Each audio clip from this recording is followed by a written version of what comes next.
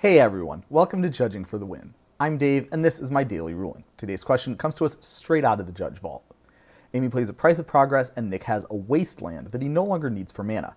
Can he sacrifice the Wasteland to get out of 2 damage? Okay, so first off, you can only take a game action when a card or a rule says that you can. So it would not be legal to just sacrifice some permanent just because you felt like it. Fortunately, Wasteland has a legitimate ability on it where you can sacrifice it to destroy a non-basic land.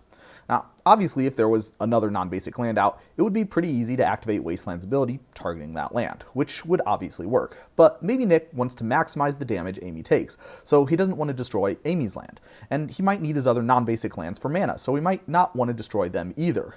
Is it possible for Nick to activate Wasteland's ability targeting the Wasteland itself?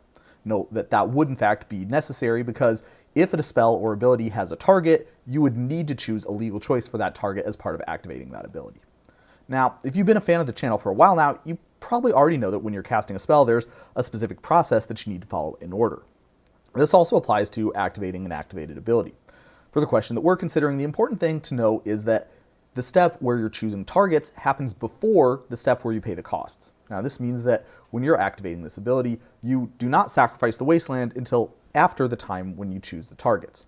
Wasteland doesn't say destroy another target non-basic land the way, for example, Ether Jacket does, so there's no problem at all activating this ability exactly like Nick wants. If I was going to guess, I'd imagine Ether Jacket's wording was chosen specifically so that this same trick would not work with this card, probably because many people get a little bit confused about how it works the first time that they encounter it.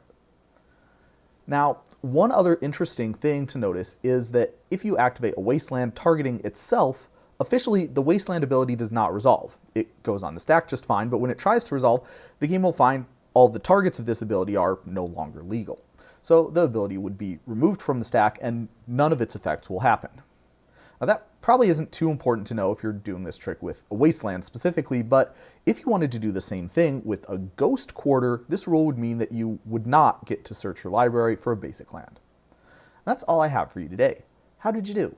Join me again next time for another daily ruling. Until then, I hope you have a great day.